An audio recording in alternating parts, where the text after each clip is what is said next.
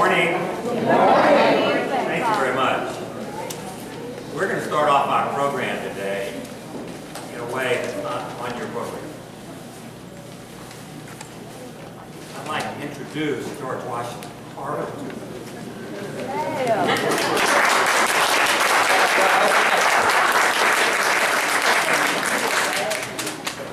Paxton Williams is an attorney from Chicago and has come down to be a part of this genius of George Washington Carver. Before we start our day and our time together, we thought that perhaps this might be a special moment. It is at least for me, and I think it is for Paxton and hopefully for you as well. So, with that said, may I have your hat, sir?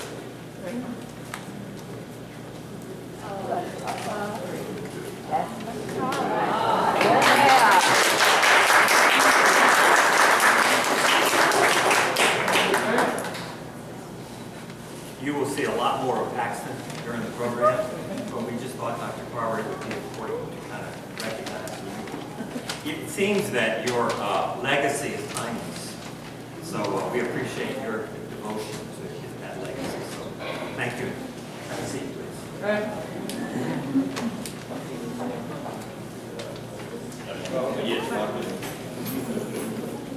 Dr. Carver, that's enough.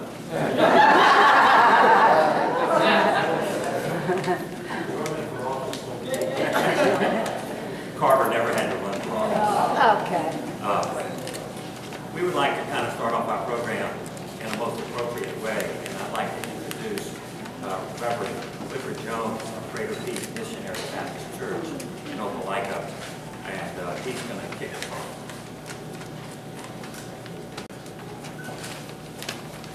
Let us pray together.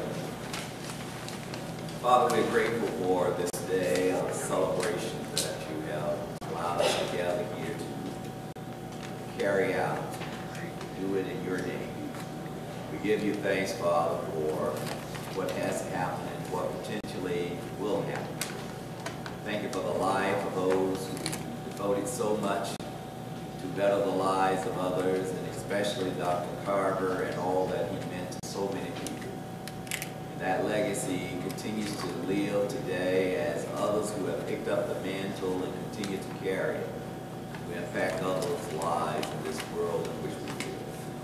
So bless in our time together today, and may all that takes place will bring glory to your name, and we give you thanks, and we give you the praise and the glory. For us in Jesus' name we pray. Amen. Amen.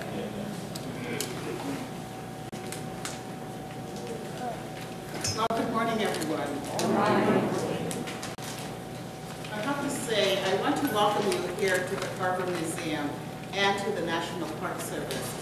We have the great honor to have 5 national parks in the state of Alabama. And the people that work here in these green uniforms have the wonderful responsibility to work at 3 of the most phenomenal parks in that group. The Tuskegee Institute, which this is a part of, the Tuskegee Airmen Site, and the Selma to Montgomery Trail. I mean, Alabama's history is really rich. It's not all as notable as we would all like to remember. However, it is information and history that we need to tell people about. And so we encourage you to come to the museums and come to our sites to get the real skippy on history. You've got some phenomenal people that have come to many of these locations, and I think a lot of us have taken that for granted, and it's unfortunate. Because for a little town like Tuskegee, to have so many wonderful people that came through this community that have had such an impact on the world is just phenomenal. And we have a lot of their history, and we want to tell it to you. So please come and experience your parks. So I am going to just turn the program now over to Gail, who is our co-partner. This is a huge partnership, as you noticed, from the program. And we're looking to do more partnerships in the future. So we're just pleased that Toby Warren has asked us to partner with the Tuskegee News. And it's an honor to introduce to you Gail.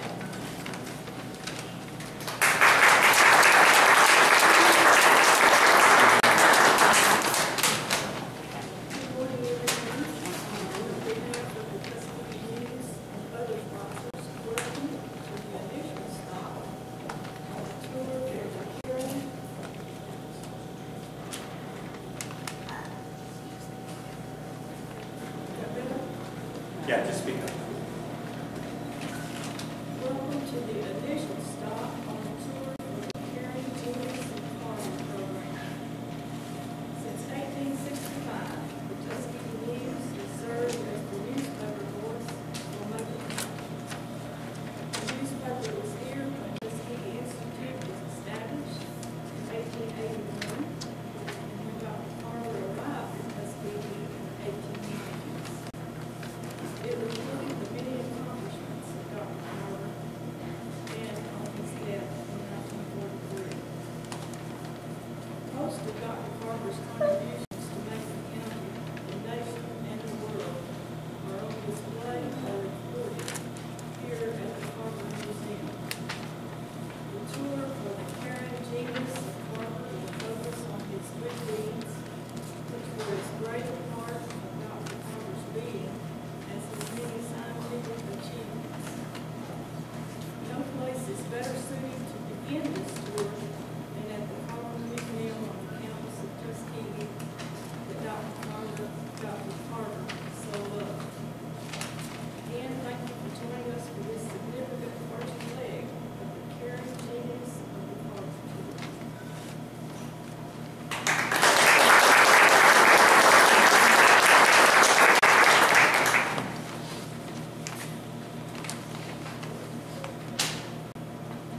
Thank you, Reverend Jones.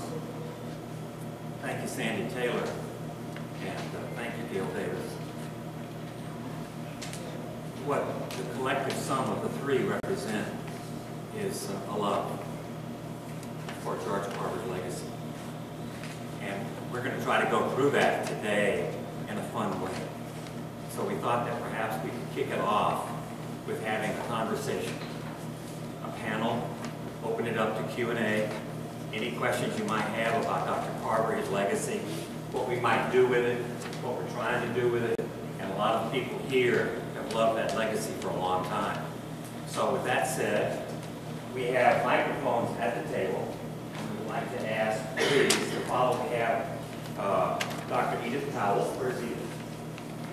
Dr. Edith Powell, and we have Dr. Robert Sabawa, and we have Sheldon Fleming. Each of you, so please remove yourselves. And we would like to ask you to come forward, please. Sheldon, where are you? And grab a chair and put a microphone with it to your collar or top.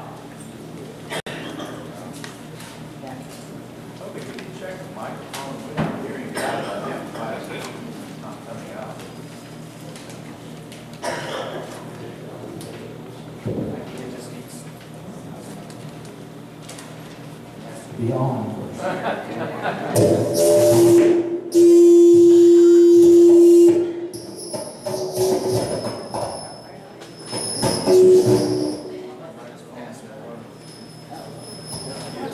We would like to ask each of the panelists to give us a minute or two about themselves, and then we'll start the conversation. And the facilitator of the conversation is Dr. Powell.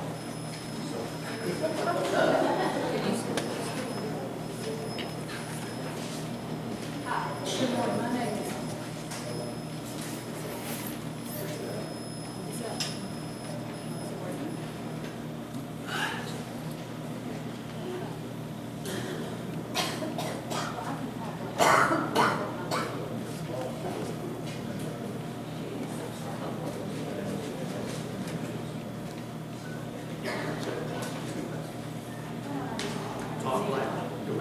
I'm been a teacher, so I don't need the microphone to talk. I'm a room full of folks for a long time. My name is Edie Powell. I'm a Tuskegee native. I was born here many years ago. Edie, Yes. thanks, Fred.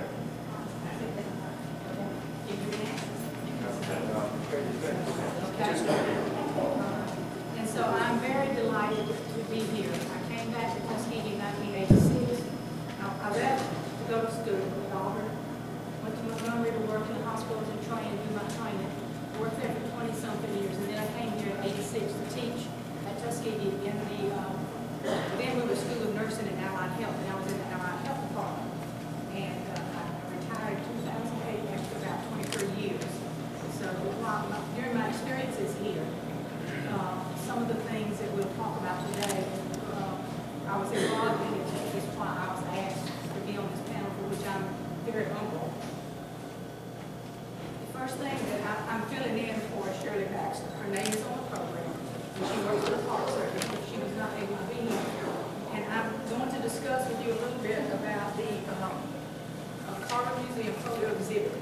downstairs.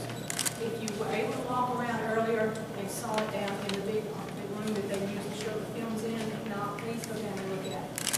It's the story of the Infantile Analysis Center here on campus, which is one wing. That's, if you go down the street in front of the museum, go down in front of the cutoffs, and then go down to the end of the street, four-way stop, look right across diagonal, you will see the polio wing looking at you. It's built onto the end of John Andrews Hospital. When I first came to Tuskegee, my office was in that building. I won't go into all that. Some of you have heard me before. You know my story. It's wonderful, not because I was in it, but because of the story itself. But the exhibit downstairs is a byproduct of that. I found out that people here on campus did not know much, if anything, about the history of the polio center that was in that building. So Dr. John Hume, who was the orthopedic surgeon here, was referred to me by my colleague over in the corner, Marie Lyles, who was the head of occupational therapy. And I asked him about it, and we talked about it, and I said, you know, nobody knows about it. We need to write about it. He said, I've been wanting to write about it, but I don't want to write. I'll tell it to you, and you can write, and then you can write what you want to write, and we'll do it together. I said, that's wonderful. That's what we did. And from that, I came over one day and saw Mr. Coach's camera here. And he made my pictures. I pictures when I was little in town. And so I was walking over on that side of the building and saw a photograph of Dr. Carver and a physician in a hospital with a bed and a child.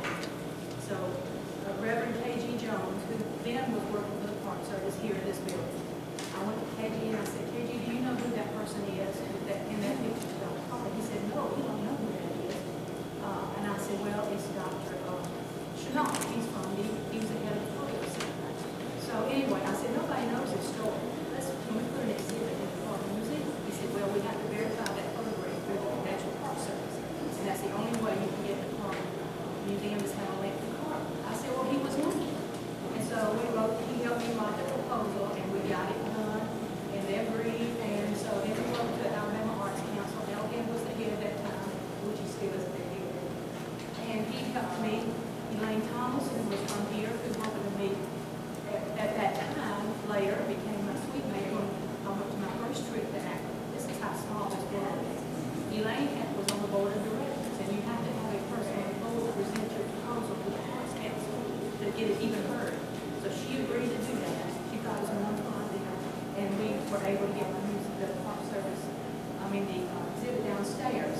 Now, the reason that we were able to get it was for two things. First, all the photographs are documented on photo.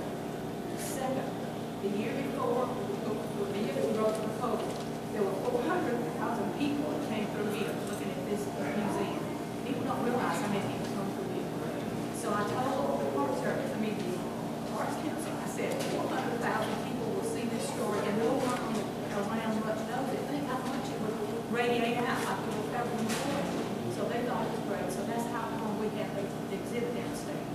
Now there's an iron lung down there. That is the real iron lung, one of the real ones that we use here at the center. I found it down in the basement. And Dr. Hume and I were given permission by the university to ramble around down in the basement. And the building had been converted to a classroom and all that. So nobody remembered what it was for. The company that makes the iron lung gave us all the new insides. And Barry Thrower come down and throw us.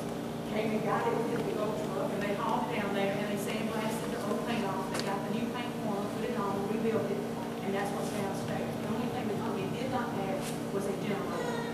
But there's a little sign down there that will tell you how it works. And Dustin Merrill, he doesn't know it. I've known him since he was a little fella.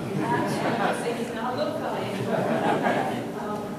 But anyway, we have some artifacts. There are some artifacts that are downstairs. One of the reasons that we got the polio center here was at Tuskegee there was already a dressmaking, a metalworking shop. There was a harness making shop. There was a wood making shop. So they could make wheelchairs, they could carve and make brushes, and they could make braces.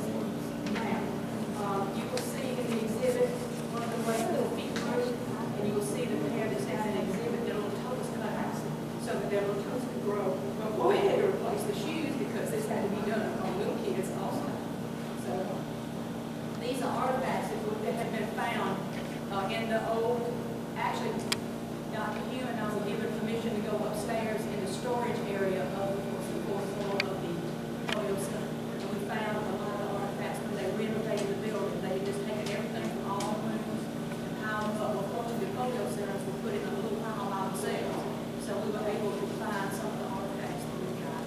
So between the photographs from our post files and the artifacts, we built the exhibit. And I hope you all will listen.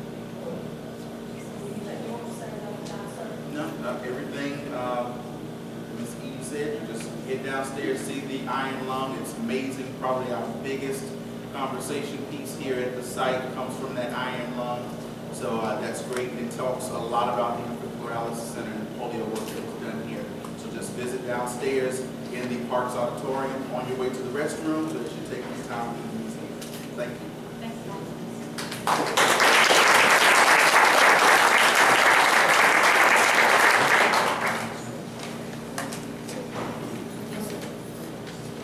Is this working? Yeah. Well, we apologize. It was working great, and it wasn't, and now it is. So bear with us, and hopefully this is a lot better. I want to make a couple of comments about Dr. Powell before she facilitates the panel. Dr. Powell lives in Auburn, and we've been able to appreciate her expertise and her knowledge for many years, which she has shared with us. And one of the things we've done over the last 10 years is we've spent untold hours in the archives, in the Booker T. Washington papers and the George Washington Carver papers. And being in the archives, which has since been moved, it was on the third floor. What was the name of the building on campus where the archives were? The Ford Library. But today, the archives are amazing. And the chief archivist, Dana Chandler, protects that like it's family. And it's awesome. So I do invite you to get to know Dana Chandler. And if you ever have an opportunity to come back to the campus and go to the archives, it's certainly well worth it. It's amazing. So thank you, Edie. At this time, we're going to open it up to questions. We're going to ask a few questions from the audience, whatever.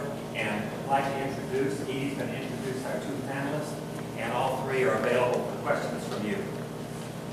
What we agreed to do amongst ourselves, we agreed that we would put a little statement of piece in front of our presentation. We would do a little tiny presentation so you would know our background. So if you want to ask a question, you'll be free to ask it to the right one.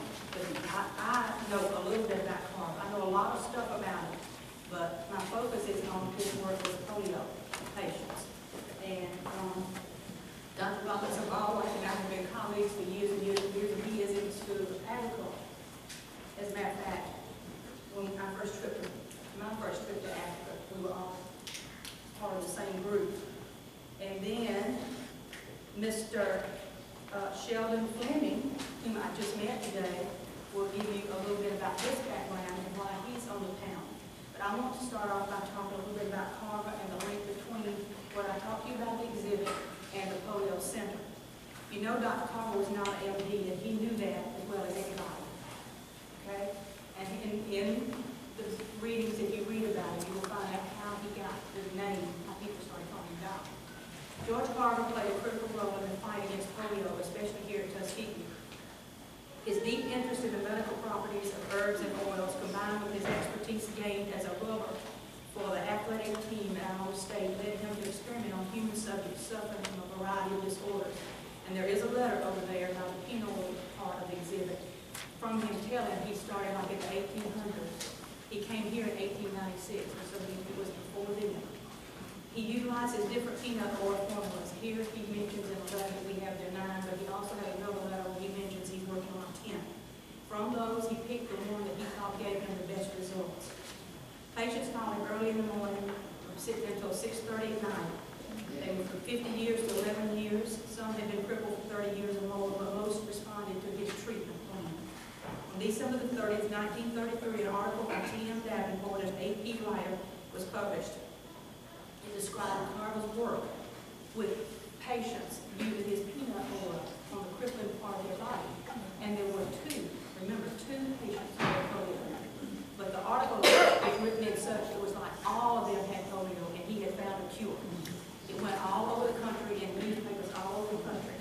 December 1934, he had already 40 polio patients that he was attending, and he had thousands and thousands of letters that he had received asking for to buy peanut oil, to come here and be treated by him, or any other thing they could think of in any way that he could be helpful. And he answered every one of them. He also tried to rebut the letter, but like you said, he was a sneaky fellow. He knew how to get publicity. And he said they didn't, he wrote an extensive letter, which we have a copy of, saying that he only had 2 patients that were polio people. But, of course, the newspapers did not retract, Okay. And then in 1938, John Schnall, who was an orthopedic surgeon, came to Tuskegee. He had already come as part of the John Andrew Clinical Society meeting, which was a training area here, 2 weeks worth of training for physicians. He came back as head of the pediatric orthopedic hospital part, and he knew that there were patients in there that had polio. And he also had been told when he came back, don't forget Dr. Carver and the publicity that he generated for polio treatment. Even though he's not an MD, call him and make sure you keep liaison with him, which he did, and that's where some of the pictures that we got came from. So no doubt, publicity generated by Carver led to the acknowledgement that black children did get polio, and there were no treatment facilities that would admit them. Warm Springs had been formed, but they could not get in, despite what you hear. An establishment of the Tuskegee Infant Paralysis Center was secured in 19. We got the National Foundation was established in 1938 by FDR and headed by Basil O'Connor, his law partner. We got the first grant from them. It's the only one ever given for bricks and mortar to build a facility, to build this center here, and it was dedicated in 1940. Thank you.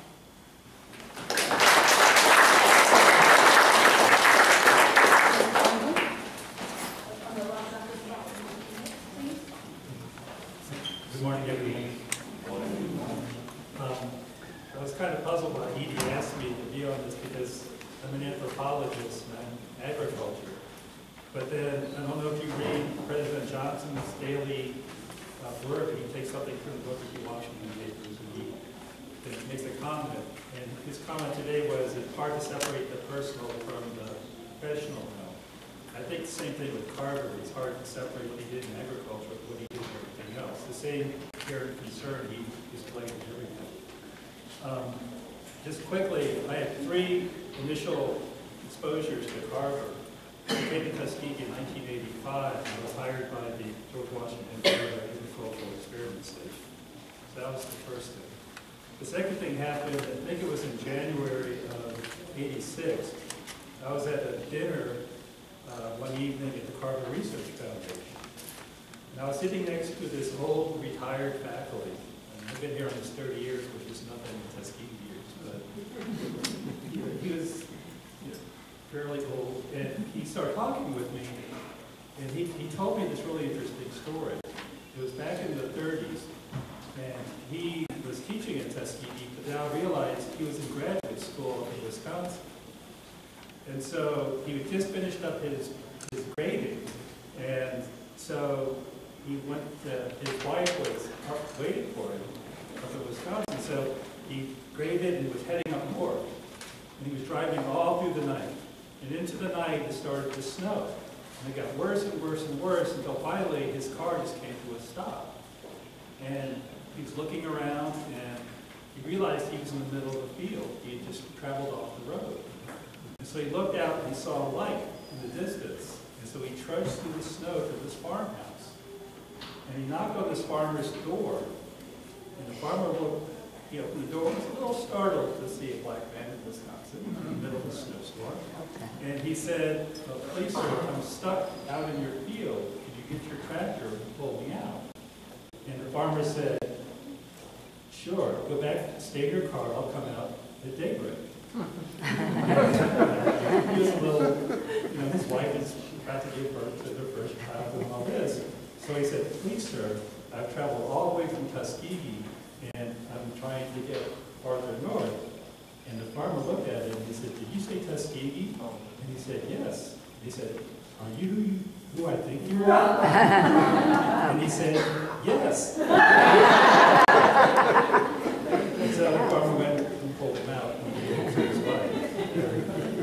Okay. And the third third thing is that for the past 20 years, I've been part of a multidisciplinary team in Ghana, West Africa, where we've been trying to use one of Carver's favorite plants, the sweet potato, the orange fleshman potato, for the leaves to combat iron deficiency, anemia, and the orange flesh for vitamin A deficiency.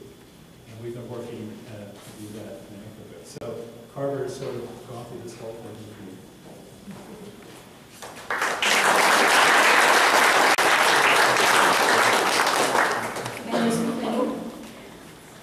Greetings again. My name is Sheldon Fleming, and I'm originally from Anchorage, Alaska. And I started a nonprofit after a loss with my sister back in 85, 86. And I was interested in starting a garden. And so as the horticulture manager for the City of Atlanta Parks Bureau, I started, again, a nonprofit we now call Wonderland Gardens. We're 18 years old. And after about 5 years, I was looking for direction. And because we're not a botanical gardens, mind you, we look like a botanical garden. And so at the time I was working with youth, and so we took a trip to the Carver Museum. And on my way back, I called the curator, Tyrone Brandenburg. And I asked Tyrone if he would loan me artifacts of George Washington Carver. And the phone went silent. And he says, are you really serious thinking we're going to loan you artifacts of George Washington Carver? And he says, well, I'll call you back. Before I got back to Atlanta, he said yes. So I had on exhibit upwards of 200 artifacts of George Washington Carver's in Decatur, Georgia. And it really was inspiring stepping into the vault that houses George Washington Carver. Here I am, a black man that loves to cite dirt. And having read several books on George Washington Carver, and just really gained an appreciation for the same, as he did, the love of nature. And I've met several people, namely Dr. Mayberry. He was on my board, and who was a student of George Washington Carver's. And so we again had another art exhibit, 2006, of again 200 different artifacts. So why I'm on this panel here has really been strange to me, because here, as I read the book, My Dear Boy Jack, and looking at what Jack was all about in terms of what he gained, the knowledge he gained from George Washington Carver, his character. And so I really looked at what Jack's efforts in life were, and really paralleled them with what my life has been about. So let me just end there.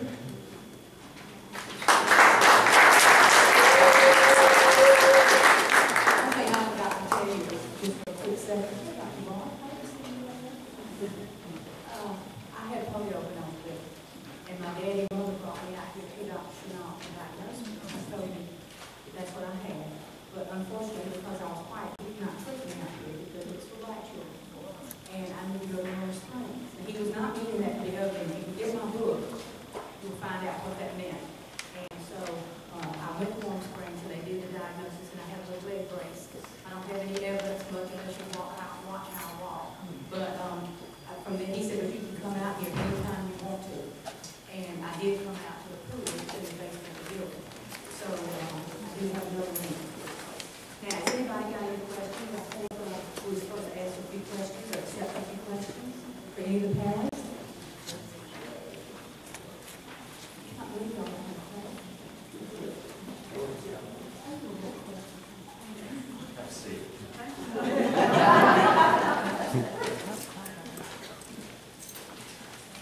There are three scholars sitting in front of you that care about the heart part, the soul part. And it's not just about the soil, and it's not just about science. I want to make a comment, if I might. Sheldon Fleming's sister was murdered in the streets of Atlanta. And and the garden that he started 18 years ago. He and his father got together in honor of his sister and built Wonderland Gardens. And if you ever get to Wonderland Gardens in Atlanta, you'll appreciate the love of Carver that's built into all that that's about for you. We thank you, Sheldon, for being here. Are there any questions of Sheldon? Go. Sheldon, how are you doing? I'm fine. It's great to see you. Speaking of Mike, sir. No, I'm not, this is not lunch, is it? Sheldon knows also that there's another linkage to Hot Springs, and that is that Vernon and Windsor, Georgia, their mother was at Hot Springs and Warm Springs? Warm Springs, and was also the caterer for the president and the activity. And they were very much supportive. That's what Sheldon did in Atlanta. And I think that it's funny how what a small world it is when it links again through Winston, through Sheldon and then Windsor and through Vernon, Georgia. Thank you all. Any questions of the three? Yes, yes, ma'am. Okay, I just have one question. I wanted to ask you, what was it that made them change their mind about lending you the artifacts? You said they changed their mind initially. You didn't think it was going to be possible to Carver artifacts. Well, Carver being in the museum, this museum is wonderful. Those that were housed in the vault are in the vault. Nobody sees them. So to have the opportunity to bring them to Decatur, Georgia, where too many may or would not see the artifacts, was just an opportunity that the National Park System seized. Sandy, do you have any comments in that regard? Yeah, I really think that what the Park Service is trying to do is exactly what Sheldon said. We want to get this information and these artifacts out into the community so that other people can understand it, because everybody is not going to come to this. But the real reality is we have to make sure that they're insured when we loan them out and that they're protected so that when we get them back, we get them back in the same pristine condition as we see them on. So if anyone is interested and you have an event or you have an exhibit and you'd like to partner with us, please give us a call. Thank you. We've got 5 minutes before lunch, and a couple things we would like to do. First of all, I want to make a comment about the Tuskegee News. If you stand in front of that business and look at its window, it was started in what year, Gail? 1865. Tuskegee wasn't started until 1881. Carver didn't come until 1896. Booker T. Washington died in 1915. Carver died January 5, 1943. My point is Tuskegee News may not be on this campus, but there's not much in Tuskegee that's any older than the Tuskegee News. It's rich with history and culture. And I want to thank Paul Davis for his unbelievable devotion to this community and lover of citizens, and Gail now carrying it forward through a wonderful team. So I just want to make that comment about the Tuskegee News. They are not to be taken for granted. William Leonard, would you stand up, please, sir?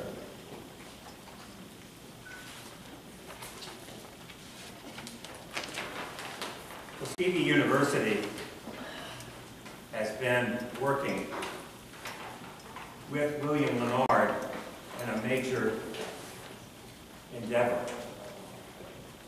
And we're going to draw 3 names, 3 numbers. And if you look at your tickets, if each of you will pull out your ticket, you're going to be given something that is being created right now, being established right now. And they are very valuable in its history, and also they're valuable in monetary sense.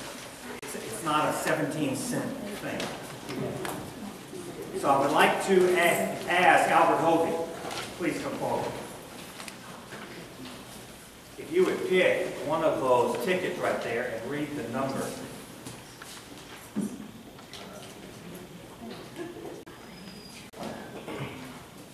766-036.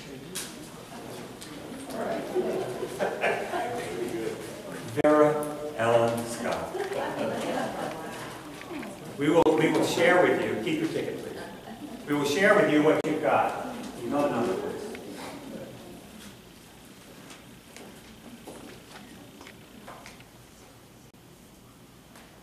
Seven, 76070.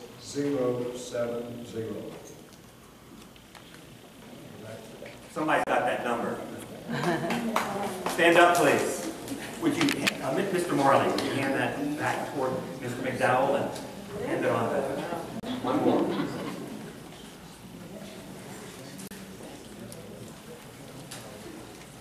Seven, 66027. You go, sir. Mr. Marley again. I would like Mr. Lenore, please. Thank you. Can they all come up front with you, sir? Yes, would you walk up front with your coin, please? I would like Mr. Lenore to explain in 2 minutes.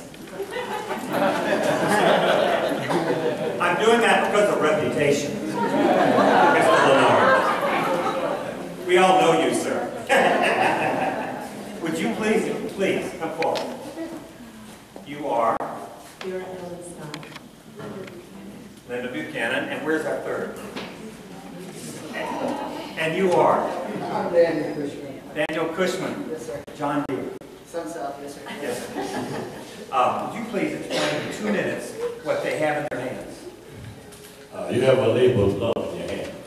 Matter of fact, it took about 6 months to get to this point, and I hope I don't get in trouble because I'm letting these out even before they have been officially approved, sent out by the university. But we developed this, and it's also a teaching tool as well. And I think Robert Hall and Toby mentioned, you have some experts here. He can tell you all about the extension service. On the back is a Jessa wagon. That was first assistant with Michael Campbell. Well, here it is here. Jessa wagon. Also, the artist of it for that piece is George Washington Carver. You'll see that on the back of the coin. Also, there's a quotation on the back of the coin, and also it can be used as a teaching tool as well. You have 47, 79, and 150. I got that. 79, you have 47, 79, and 150. Can anybody tell me what 47 stands for? Anybody? Help them. Anybody? 47. 47 years Dr. Carver stayed here at Tuskegee or worked here at Tuskegee. What about 79? Anybody? His age. All right. When he what? Okay, 79 is okay. And what about 150? How long has it been since what? Approximately 1864 to 1943 to 150. So it can be a teaching tool as well. On the other side, you have George Washington Carver, you have 1864 to 1943. Thank you, sir.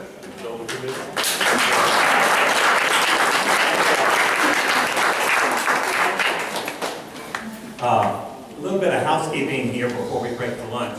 I'd like to ask, to close phase 1 of our program, would each of you turn your program over and look at the back?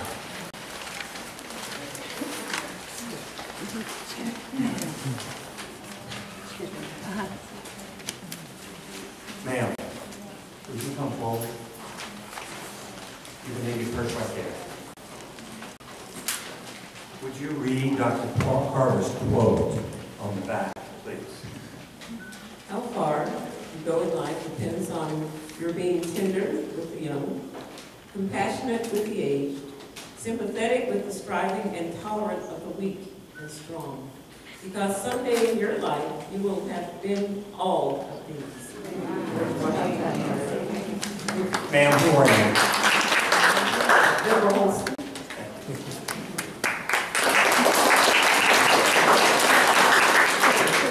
We're going to break now for lunch.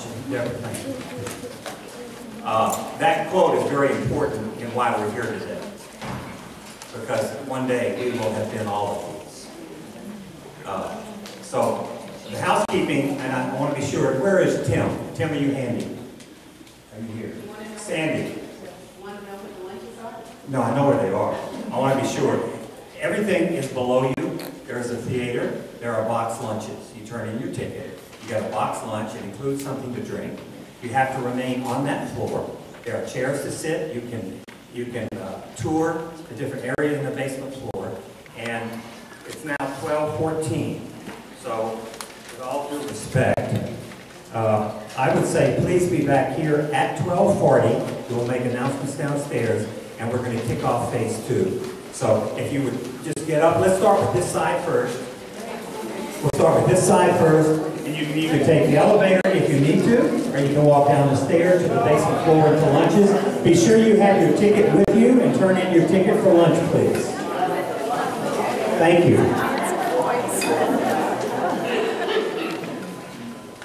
One of the 3 recipients that received a coin was Daniel Cushman, and he represents John Deere, and he is here, and I'd like to thank, please, Mr. Cushman.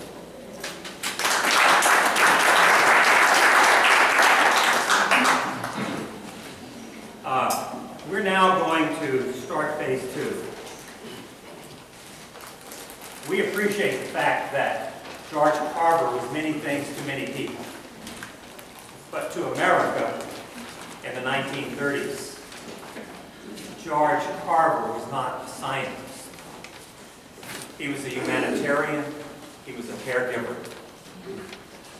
There probably was no one in America as qualified and sought after as George W. Carver.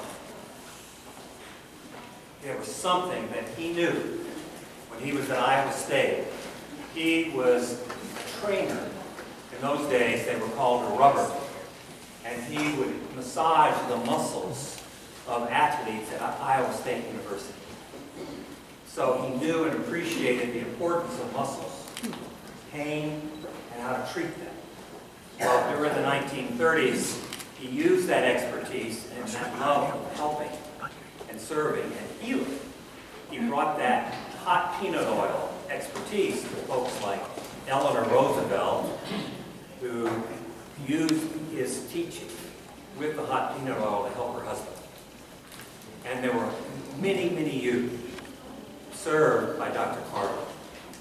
We're going to try to share with you, from Carver's perspective, what he was trying to do. And if there was one key word that we've learned over the last 10 years, Dr. Carver was an encourager. We're also going to share with you what it was like to be a youth, to be 11, 12, 13, up through 17 years old, and how a youth felt as he was being cared for by Dr. Carver. We're going to do that through three people. First, we've got Jeannie Vaughn, who is going to moderate the conversation and the letters between Carver and little Jack. We've got George Carver here, and he's going to read his own letters that he wrote to Jack. And we've got Scott Richardson, who is going to represent Jack and read the letters back to Carver. And we have some youth here, and I want to be sure they're still here. Where are they? Where is my friend? Are they not here? Yes, here. Representative here, sir. Elijah. Come here, Elijah.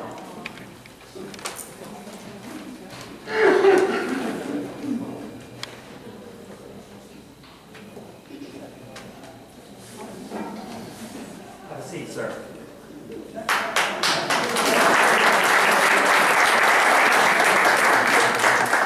Elijah, tell the folks here who you are. Elijah Brunson. Why are you here? You're in this play. Carver would love that answer. So we've got Elijah representing hundreds, thousands of youth that came to Tuskegee from all over America to be healed, to be helped by George Carver.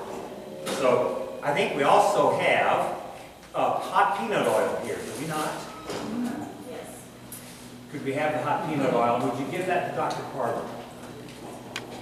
Dr. Carver is going to rub, as he chooses to, hot peanut oil on the limbs of Elijah, as Carver did to little Jack, and what might have happened during that period of time. So with that said, Elijah, can you sit right there and be good? The hot peanut oil is, you have it, Doctor? It's coming. Rita's got it. Okay. Jeannie, you're up. I'm not. Jeannie Vaughn, moderator. Here we go. I'm not. Oh. I used to be a cheerleader. I can yell. This is called. Can you hear me? This one. Keep it right in front of your mouth, please, Jeannie. Caring Genius of Reading of Letters. It is October 9th, 1936. It's been a long, hard road for this little boy from Montgomery, Alabama. This little boy was crippled in both arms and legs. Excuse me. I'm not sharing anything. And blind in one eye. In 1934 and 1935, he was taken to Tuskegee for Dr. George Carver to rub hot peanut oil on his limbs to soften the pain. What Jack benefited from was far more than hot peanut oil. He was encouraged. He was supported. He was communicated with. It was a journey for a little boy trying to make good with his life. The other half of the relationship was a premier scientist and humanitarian. As a little boy, Carver carved a crutch for a crippled boy in his church. As a famed scientist, he did the same, not through carving wood, but by shaping souls. We had an insight into both personal letters from one to another. Not only do these letters reveal what was happening in the outside world with a national crisis dealing with infantile paralysis, but we are also provided a window into their hearts.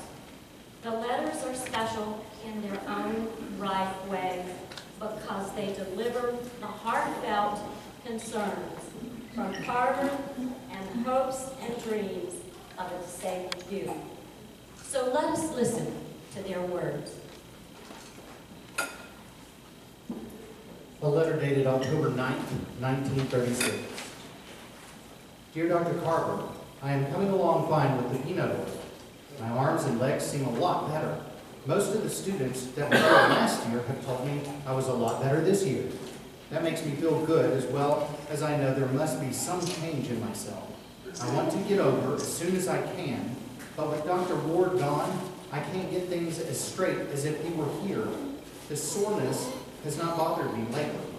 I rub both legs and my left arm every night. My fingers are not as stiff as they were. I notice in typing, my hands are easier to work the keys. My left thumb still wants to double up, but I am rubbing and it helps. Yours very truly, Jack Harris.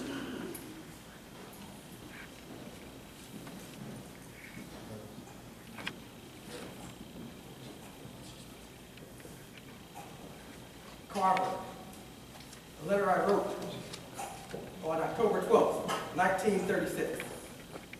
My dear boy Jack, I have enjoyed your letter very much.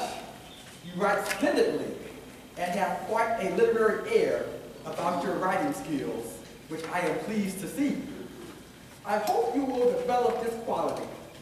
I am indeed happy to learn that you are improving right along, and you are improving in the right direction. Just keep up the same thing that you are doing until you can get down to see me. You will have no trouble to get off when the principal returns, as he has already told me that he will arrange to have you get down every so often, as he is thoroughly enthused over your improvement.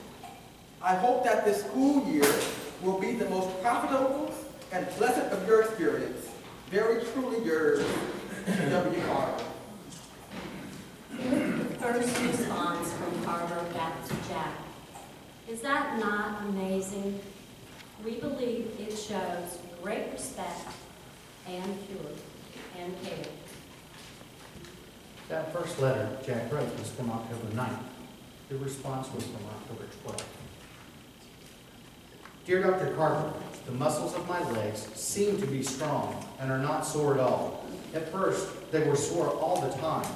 Dr. Ward said you were going to cure me, and I told him that I know it is as if you helped me so much now. I'm enjoying the school year better than ever. Best wishes, Jack Harris. From October 28th, 1936. I responded on October 31, 1936. My dear boy Jack, your fine letter has just reached me and brings the usual amount of enthusiasm and interest. I am so glad to learn that you are continuing to improve. I really expected this, as you are doing a fine piece of work for yourself. And along with what I can do for you, I am confident that you are going to continue improving until you are entirely well.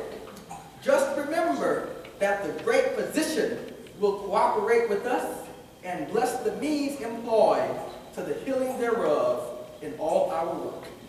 Very sincerely yours, G.W. Carver. December 11th, 1936. Dear Dr. Carver, I notice my thumb is standing out better now. Very truly yours, Jack T. Harris. December 14th, 1936. My dear boy Jack, I am certainly delighted to know that your thumb is beginning to straighten out. Because it is these little things that determine the value of continued treatment.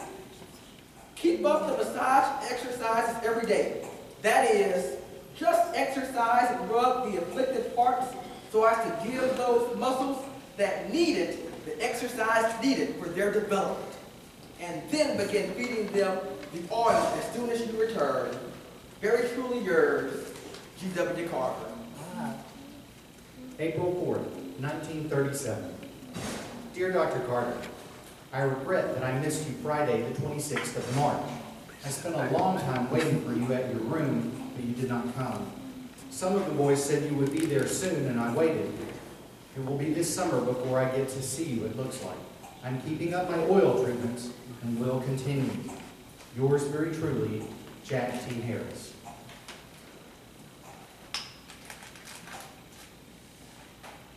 May 4th, 1937.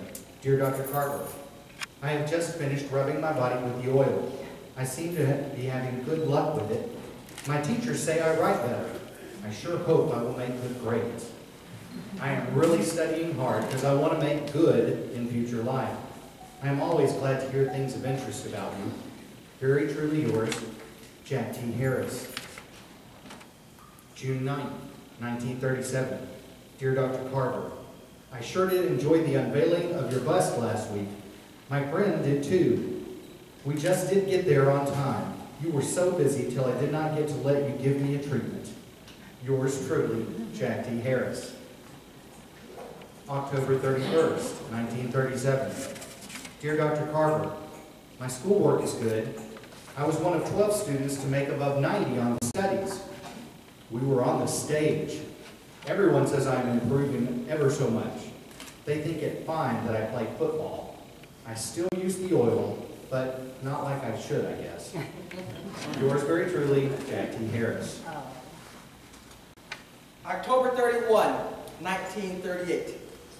My dear boy Jack, I am yet in the hospital, but am beginning to show some definite signs of improvement, which naturally comes slowly. Keep up the oil massaging, and as soon as I'm able to see you, I shall do so. Very sincerely yours, G.W. Carver. October 14th, 1938. Dear Dr. Carver, I hope you are much better now. I was so glad to hear you're improving. Read the article in the paper I am sending on Boy Scouts. Dr. Ward asked me to write that, and he published it. Also, I am sending a snapshot of me. I have often thought I would send you one.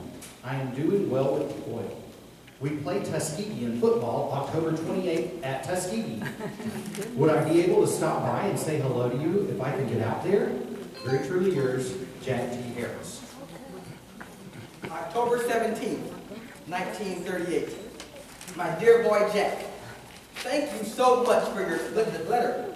I'm glad to know that you're going to play Tuskegee on the 28th of October. I am yet in the hospital, but feel pretty sure that I will be strong enough to see you at that time. They allow me out every day now for just a little walk, and I'm enjoying it very much. Please remember me to President Ward and tell him to continue his prayers as they are having their results. I am so glad that you sent me a copy of the Industrial Student with your article. It is very enlightening and well done.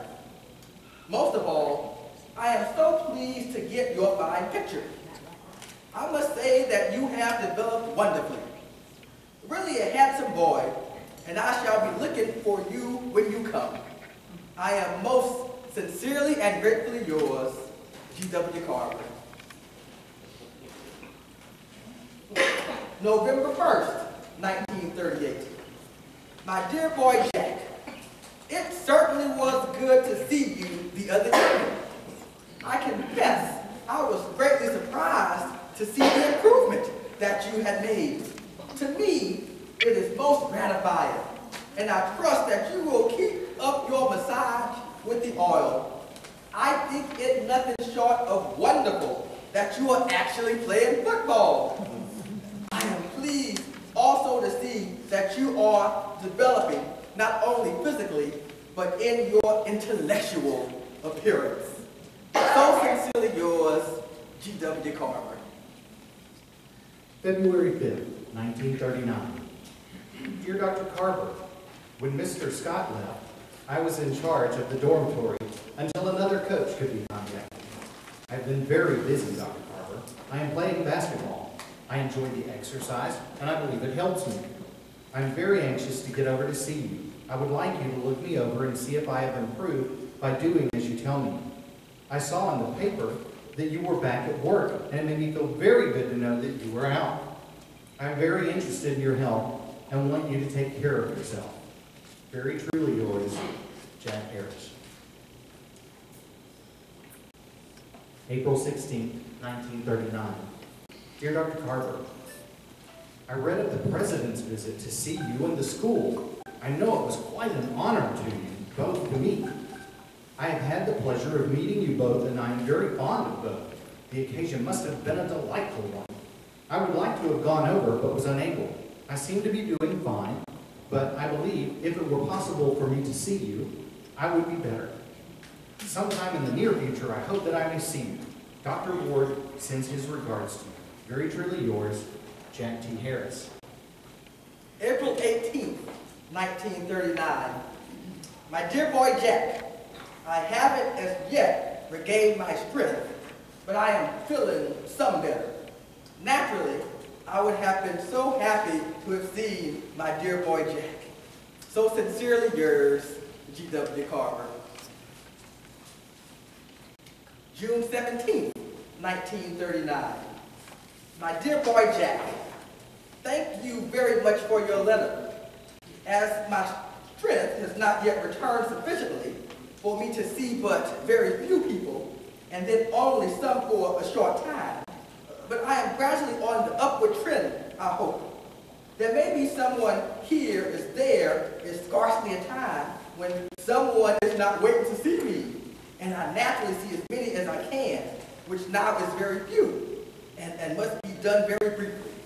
I shall be glad to see you at your convenience whenever you come. Most sincerely yours, G.W. Carver. April 19, 1940. My dear Dr. Carver, this being my last year in high school, I am having heavy work. Just yesterday, I finished a 1,000-word essay on William Penn.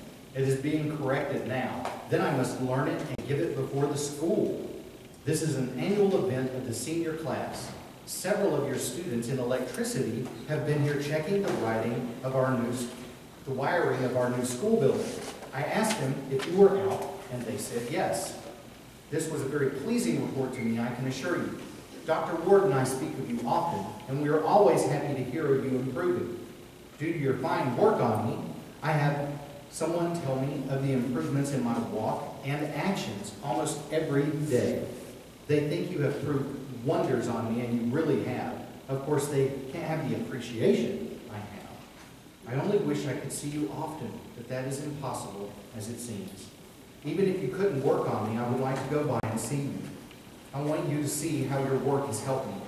Next year, I plan to study forestry in some college, and I may be quite a distance away. Therefore, I want you to look me over. The Booker T. Washington stamp occasion was interesting to me. They sure paid honors to a truly great man. I enjoyed the write-ups they gave you, and I am keeping them with the pictures. Next, I want to see a stamp in your honor. Write me and let me know if at some time I might come over. Very truly yours, Jack T. Harris. April 22nd, 1940. My dear boy Jack, how happy I was to get your fine letter. I have thought about you so very often when I was really able to think. I have been at a point where thinking was impossible, as 3 times they had given up on me as ever being able to survive. But I am now able to get out of the office both mornings and afternoons for a little while enough to look after the mail and afternoons for a little while that I have to do this. That is present needs that I also have to do. I suggest you write me ahead of time, say a week or so before you hope to come, as I am yet under strict medication and I have to cooperate with my physician in every way. And if he says, no, I can't see anybody, of course, that shuts it off. The weak part is my main trouble, but it is gradually getting a little bit stronger as I observe definite rules. I am so glad that you are improving and that you are coming up, as I do want to look you over, and it may be that I can point out some things I want you to do. People still come to me, but I can't do any misogynist yet, but I can tell them as best I can what to do. And some of them are getting remarkable results. And don't fail to come and tell me about it. I shall be glad to see you whenever you can come down. And of course, with the doctor's permission, which I will have if I get a little notice ahead. With so much love and best wishes, I am most sincerely yours, G.W. Carver. October 29, 1940. My dear Dr. Carver, at last I am doing the thing I wanted to do for some time. I often think of you. I came out here in July, soon after I graduated from Camp Hill. You see, I picked Montana State University to attend, and I came out to see if I could get a job and locate a board job during the school year. 4 days after I arrived here, I found a job in a cafe and worked my way up. When school opened September 30th, I quit that job and started working for my board here, where I room. I also have a job at the university, which takes care of my room rent and a little over. At the university, I work in the library, and here at the house, I wash for my landlady and scrub. I really enjoy my extra work, even though all my time is taken up. After arriving in Montana, I changed my plans, and as a result, I'm taking journalism. My plans were to take forestry, but there is a great deal of drawing connected with forestry, and I seem to have trouble there. However, the journalism is a great course. Please write me and let me know how you are. I trust and hope you are up and able to enjoy your work. I'm very sorry I've not been able to see you for such a long time. What you have done for me is wonderful. I am so much better in every way. I can never forget it. People here think it's interesting that I know such a great and noted person as you. If you have any suggestions you think I should carry out, please tell me. Dr. Ward has written me several letters. He is such a fine man. I truly miss being in his school. My brother is in Auburn again this year. Very truly yours, Jack T. Harris. November 1940. My dear boy Jack, imagine my surprise upon receiving your fine letter and noting that you are away out in Montana. and that I will not have the privilege of seeing you possibly for a long time. It was so good of you to write me and to let me keep in touch with you. I am pleased to say that it seems now that I will be able to get the major part of my strength back again, as I am now able to walk around some and be at the office both mornings and afternoons for several hours at a time. I am indeed pleased that you have a good position and that you are out there where you may still be able to get better by and by. I am perfectly confident that you are going to do your very best and that your best will be backed up by education and your ability to do it. I know that Dr. Ward is most happy to know that you are so well located. With hope that I will hear from you from time to time, I am most sincerely yours, G.W. Carver. What have we learned about George Carver, and how can we use that caring genius in the world of today? What have we learned from little Jack and how he responded to this mentor and a real-life angel? What have we learned that we can take away with us today and use in our daily lives? We suggest that you reflect on what has been written. If you might, allow us to revisit a few pertinent thoughts from both of them. Harris wrote, "I rub both legs and my left arm every night." Carver wrote, "Just remember that the great physician will cooperate with us and bless the means employed to the healing thereof in all our work." Harris wrote, "Dr. Ward said you were going to cure me, and I told him that I know it." Carver wrote, "I am pleased also to see that you are developing not only physically, but in your intellectual appearance." Harris wrote, "My teachers say I write best. I am really studying hard because I want to make good in future life." Carver wrote, "I am perfectly confident that you are going to do your very best and that your best will be backed up by education and your ability to do." There are 69,400 disabled youth in the state of Alabama today. Where are the Carvers? What we say to you, what this book is saying, what those letters are saying, what they said 80 years ago, that little boy was crying out and he got the love and the mentorship from Carver. Are we that good that we can learn from Carver today? Thank you.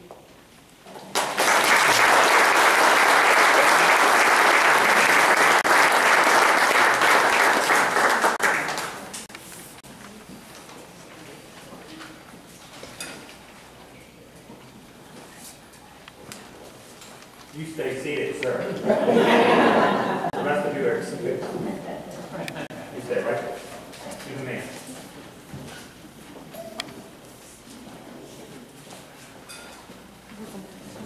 We believe the uniqueness of a little boy writing a great scientist, and a great scientist in a timely manner, writing him back, and not just saying, "Hello, how are you?" Carver opened his heart to that little boy, and the little boy did the same back to him. What was going on? What was happening? What was the role of the great physician? What we've now learned is that those letters, and letters far in excess of that, the friendship from Dr. Lyman Ward and George Carver, letters between Henry Ford and Carver, letters from FDR and Eleanor to Carver, Edison. This is the kind of thing that, movies are made of? Maybe. We'd like to share with you the status of the book as a potential movie in terms of different scripts that are currently underway to consider how best to embrace and celebrate the life of George Carver as a humanitarian and as a godly leader, a servant leader, and the role that a little boy can play in a scientist's life. So with that said, I'd like to introduce Reverend Clifford Jones, who will introduce William Leonard, who's going to read to you the initial one of 3 concepts of the movie script about My Dear Boy Jack. So Reverend Clifford Jones, if you would come forward.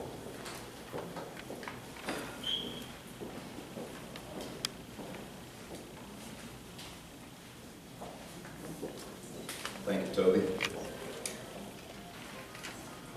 You are about to hear William Leonard read the initial novel, synopsis of My Dear Boy Jack. We are sharing one of 3 concepts for the movie. For those of you who are not familiar with the movie script, the final script may vary from what you are about to hear. Mr. Leonard, you may take the stage.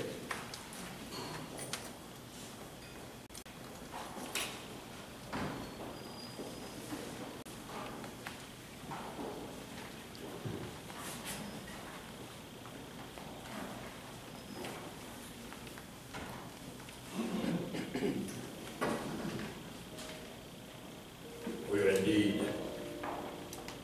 privileged this afternoon to have front row seats to the screenplay of My Dear Boy Jack.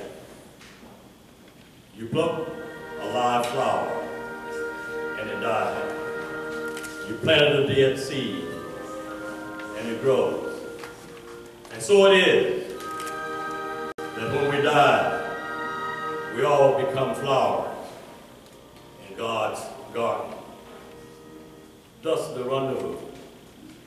Lima Ward, a stately-looking man in his early 80s, sits on a white filigree bench in the center of a magnificent flower garden as his dear friend George Washington Carver, 79, lay brush to canvas.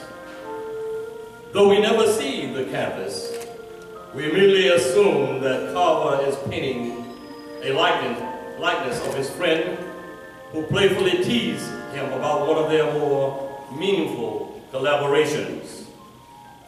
And the reason you never saw fit to tell me about our dear boy Jack's affliction? Lyman questioned, drawing a warm smile from Carver, who takes a moment before replying. To what end? If I had told you, you would have nipped that flower in the bud, and the world would never have known the fruit of our labor. You sure of that, George? As sure as I am that when you pluck a live flower, it dies.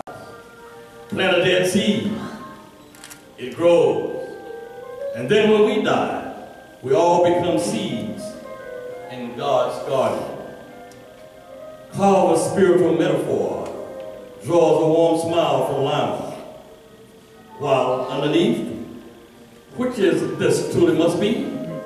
And on that, Carver and Lyman turn toward Jack Harris, now a tall, thin, ramrod, straight man in his mid-70s. God's garden, continued Jack. Both Carver and Lyman immediately standing to greet their old friend as they blurt out simultaneously. My dear boy. Lyman and Carver stop in mid-sentence and exchange a wiry grin. The 3 men embrace, Carver's eyes welling with tears as he blurted out, I like to say I'm glad to see you, Jack. But then I'll say it. Cut in, Lyman. As I am to see you, laugh, Jack, both of you.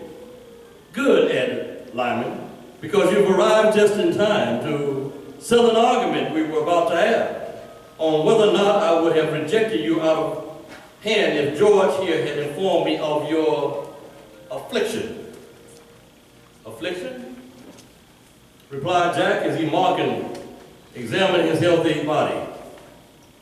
Former affliction, replied Lyman, slightly irritated as being toyed with. Oh, you mean the one-armed, one-eyed, twisted, hopeful teenager that presented himself at your doorstep those many, many years ago? Yes, that's the one, laughed Carver. Absolutely not, replied Jack without hesitation, drawing a frown from Carver. That's my boy, Jack, grinned Lyman as he triumphantly raised his eyebrows toward Carver. You would have done exactly what I expected you to do, and what you did do, which is wait until I was behind closed doors before rejecting me out of hand. And on that, Carver flashed a bright grin, while underneath, that's my boy Jack. Both their boy Jack, from the report between the threesome, as the film will surely show in a series of flashbacks from their first rendezvous in the garden to the key moment in their lives together and apart. Thus, the story. Off Jack's statement that Lyman would have rejected him out of hand, we flash back to Lyman's office on that fateful day in 1935. In Lyman's own words, as Jack walked into his office with a shuffle, his hands just a makeshift for the hands of an average youth. When he talked, he will talk with the difficulty that Lyman describes. Lyman admitted that encounter, as he did in the book, that he was not informed of his affliction. But unlike Lyman's observation in his account, we will witness Jack's point of view that Lyman was tough on him. So tough, in fact, that in Jack's mind, he had rejected him immediately. From what we witnessed of the exchange, we were freely exactly as Jack did, as we watched from the point of view, sitting in the waiting room. As Jack's mother and younger brother Cullen watched Jack exit Lyman's office, the grin on his lips and the twinkle in his eye says it all, as is being described in the book. If he could have skipped, he would have skipped. If he could have jumped, he would have touched the top of the door frame. His mother and brother were waiting on bated breath as they asked Jack what Lyman said. He said, "You're giving me a chance. That if I could, it's here, I could make it in life. If I can make it here, I can make it anyway."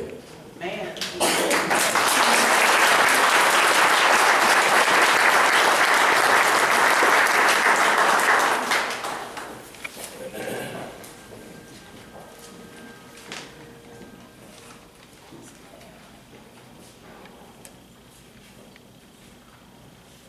There's a team at work in Hollywood who is highly respected, producers and screenwriters with more than 150 movies under their belts, with a multitude of awards and highly accomplished actors. We are deeply encouraged with perspectives and will be releasing progress in the coming months. What we do know is that the uniqueness of the letters written from little Jack to Carver and back to simply unparalleled and apparently worthy of the big screen will be one day realized. No promises, however. The words you are about to hear are from a film advisor to the writer of My Dear Boy Jack. She also happens to be a resident of Alabama and has received an Oscar. She had read Jack and studied it potential movie as a movie. To quote her, to the author, she said, I most desire to carry my vision to the end, for I wish to direct my dear boy Jack. These are little words. Fear sets in. Not the fear of death, that is not the fear of the young, nor even the fear of pain. As the darkness creeps over the body twisting and crippling a random selection. The fear sets in. Will I ever get better? That is true fear. Will I always be different? Yes, my dear boy Jack, you will always be different. I can't stop imagining that the world that is unknown to us today, and to most who are living, the cloud of fear that folk live under was a black vulture landing with the same random and destruction of a tornado. How paralyzing was the fear of not understanding what causes the tip to pierce a family home. It is amazing to me how something so awful can bring people together in a way like nothing else. I wonder if Jack ever reflected on his curse to be the greatest gift. It was more than the strength that one affliction can teach you. It was the people. It was the people his gift brought him. A connection to the values of soul that would encourage him, inspire him, and heal him to be the man he was. There you have it. Now a book, perhaps a movie. Only time will tell.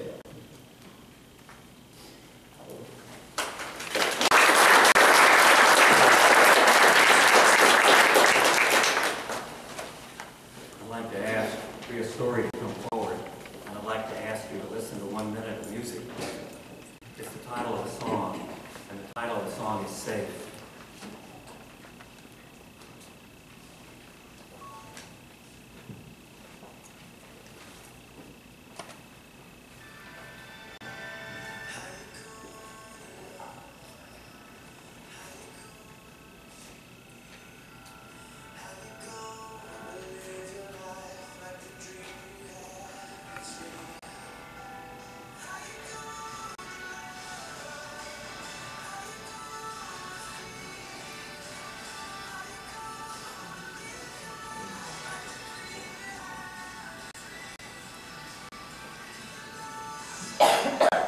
If you lost your way, we will keep you safe.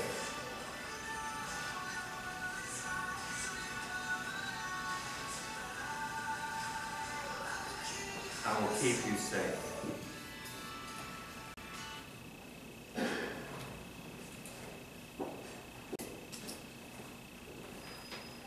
We believe that Dr. Carver was about keeping people safe.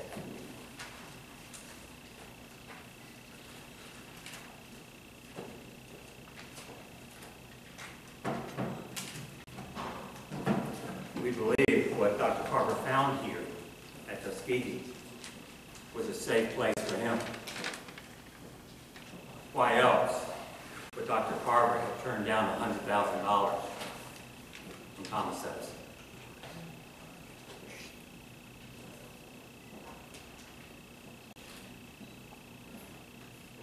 I'd like to share with you some thoughts about saving. But I must tell you, I am home. What are the facts? I'm not black. I didn't graduate from Tuskegee. But I had a dear friend who loved me. He's no longer with us. He died at 99. His name was Dr. B.D. Mayberry. And he taught me much. He taught me to love about Tuskegee, about this institution, and about its students and its curriculum. He was a dear friend. He eventually took Dr. Carver's place as Dean of Agriculture. He was president of the Carver Foundation. He led the 19 historically black colleges and universities in America to get land grant funding from Washington. He was a born lobbyist. He was a student of Carver. And from 33 to 37, he said, Toby, Carver taught me how to listen and to talk back to a flower. By the way, Dr. Carver, where are you in your lab coat? Where is the flower, sir?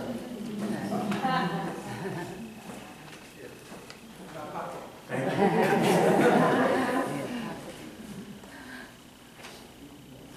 Elijah, would you enjoy sitting with your mother, please?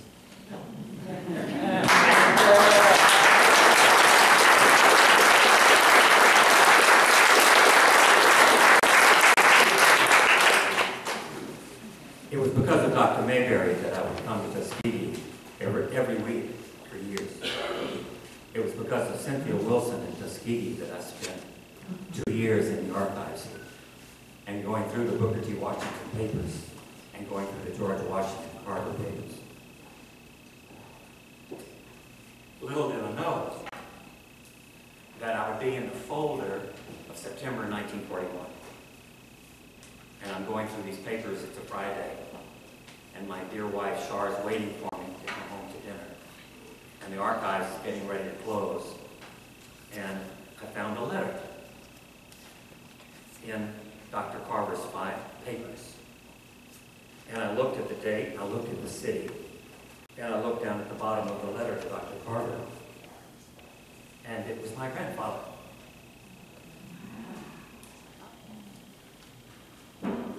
Cynthia Wilson ran over to me and said, "What's wrong?" And I just showed her the letter. And she said, "Keep going. Who is he?"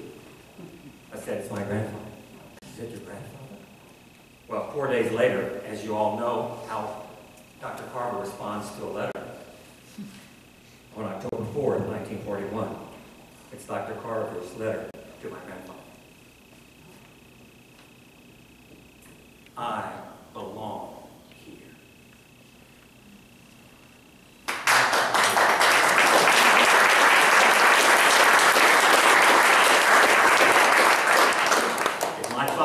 If my grandfather could come from Louisiana in 1941 and walk that Labrador and be with Carver and love on him, and Dr. Carver love on him back, I belong here. That's part of my grandfather's legacy.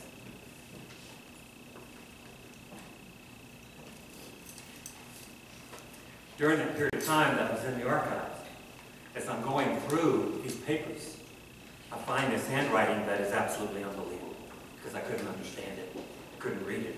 It was like if we all took a pen and just did this. I dismissed it. I'm in October, November. I see the handwriting and I stopped. I said, something wrong. I got to go back. Well, it was the first of 17 letters from Jack Harris to Dr. Carver. And then Dr. Carver's response back to him. And I'm thinking, what's going on? Here's this little boy holding him. And here's this scientist surrounded by thousands of letters, y'all. I mean, we have the photographs to prove that are in his laboratory on his desk. They're all over the place. They built this post office here on this campus. Why? Why? That's in controversy today. Am I right, Roland? That post office was built because of the 133 letters that started coming in from all over the world from parents whose children were criminals. And the only answer, the only solution was on peanut oil and Dr. Carver. So I tracked the letters. They stopped in 1940 between the two of them. Well, that began a life of Jack that I could not stop. So I followed his life until he died in 1933. I'm not going to share with you what he did with his life, except to tell you it is an amazing story. And he influenced the future of an organization that now has 50,000 employees, has has 4.4 million youth in it, and is called the Boys and Girls Clubs of America.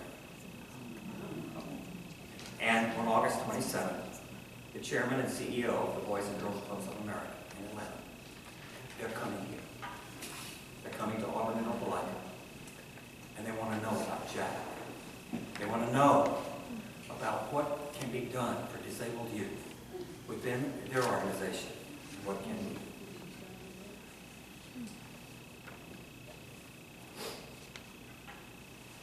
You know, I've been so loved on you, starting with Dr. Mayberry, starting with Dr. Walter Hill, Sandy Taylor, Paul Davis, Gail Davis, Guy Rhodes, the longest living publisher, Tuskegee News, Dana Chandler, now the archivist here. It's been an amazing ride.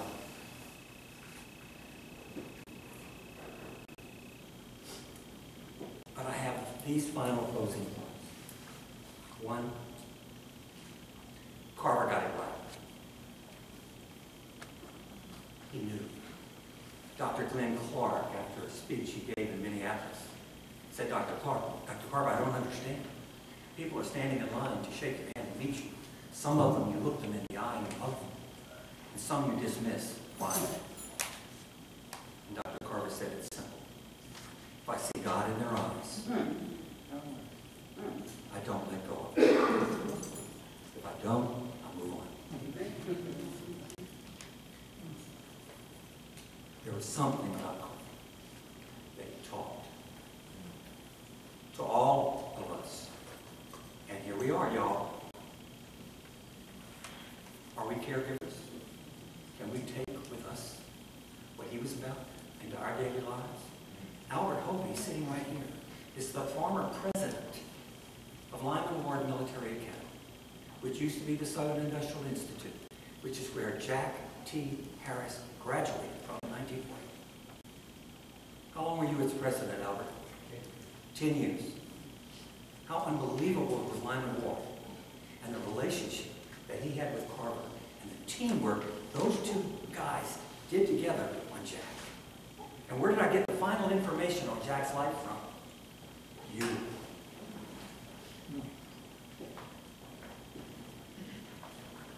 In conclusion, I just want to say this. A couple weeks ago, I'm with my sister who's dying from ALS. And you learn a lot, as all of us know. We're all caregivers in some way to somebody. And my sister, who can't do much, I sat next to her, and I would rub the top of her hand. And this was her hand. And I would just rub it. And I would read to her. And I realized, for that split second, I was Carver. That's what he did to Jack. That's what he did to hundreds and thousands of people that came from all over America to be helped, to be served.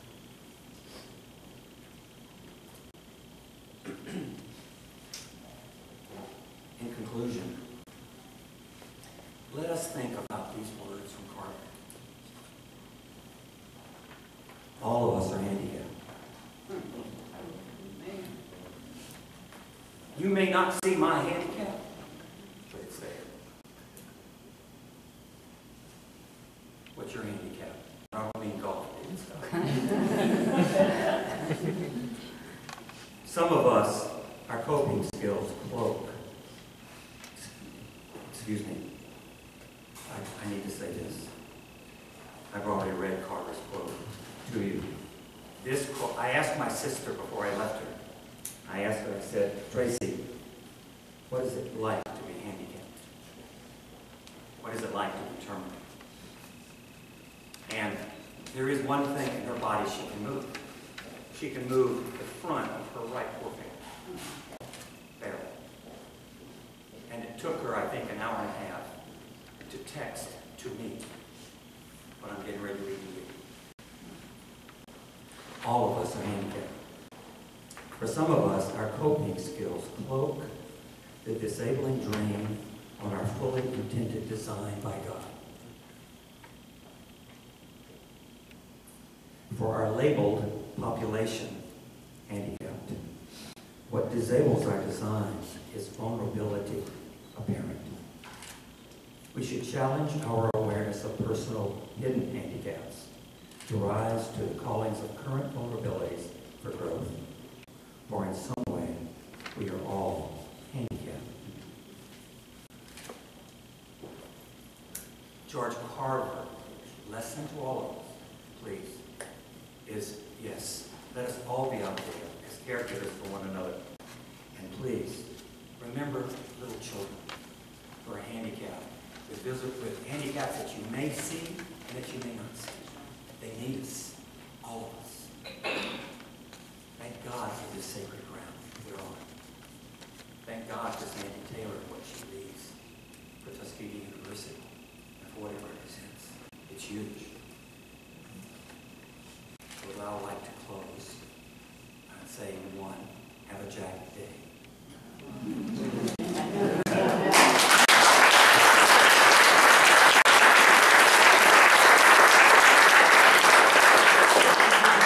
Mr. Morley, what does that mean? Have a Jack day? We are encouraging you. You are encouraging me. Have a Jack day. Make it happen. Now I'd like to ask, please, Gail Davis to come to the podium. I'd like to ask Sandy Taylor to please come and to bid you good day. And as you can tell by the program, we have, you can tour downstairs in the theater. Is a wonderful 20-minute documentary that I'd like Sandy to tell you something about. So one, have a great afternoon. Thank you for being here. Behind us, we have Edith Powell and a wonderful book she wrote called The Black Oasis. And it's an amazing book, an amazing sense of scholarship. Thank you. And she would be happy to sign if you wish. And also, there happens to be my dear boy Jack back there, which Rhea Story will handle. But bottom line is, let's go forward together. And I'd like to ask Clifford Jones to please come forward and do the concluding prayer after they visit, after Sandy. Where's Sandy? And Gail. Oh, yeah, absolutely. Before, Scott, come here. Where are you, sir? I'm here. Talk about hidden gifts. We would like to share a hidden gift with you. And please feel free to participate if you wish. He doesn't need this.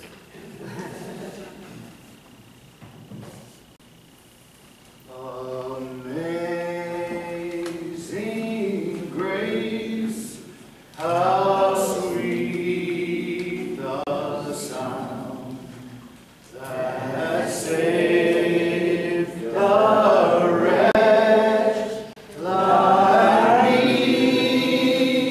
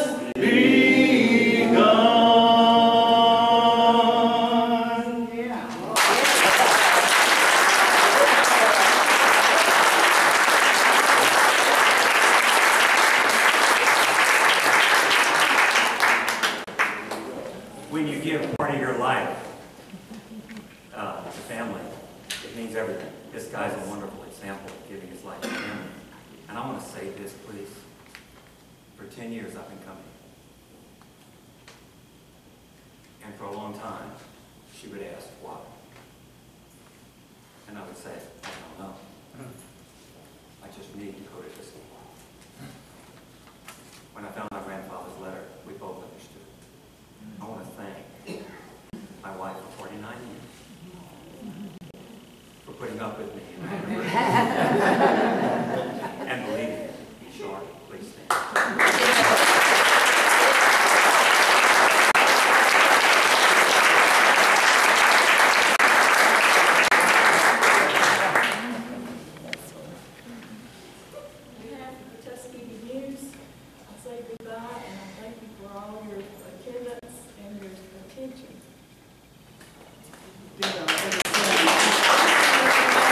That these are your national parks, so we want to see you again. Thank you.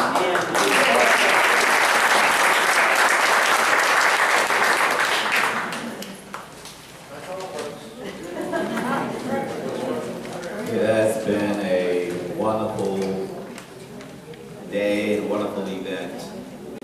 I think it is fitting to close this day with giving thanks to God for what He has done. So stand with me.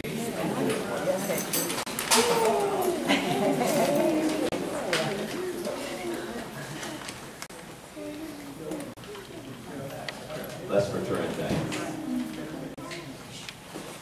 Father, you have blessed us with a beautiful day and with a beautiful program to celebrate a life that gave so much to humanity. Let Dr. Carver's dream and his life live out in our lives daily as we go about trying to make someone else's life better. We thank you for this privilege, this opportunity of just sharing together, for the new friends that we met today, and just for this fellowship to be able to come together as it has done. So bless us as we leave from this place. Go with us to our home, give us traveling grace, and we'll give you thanks and give you the glory. In Jesus' name we pray. Amen. Amen. Right.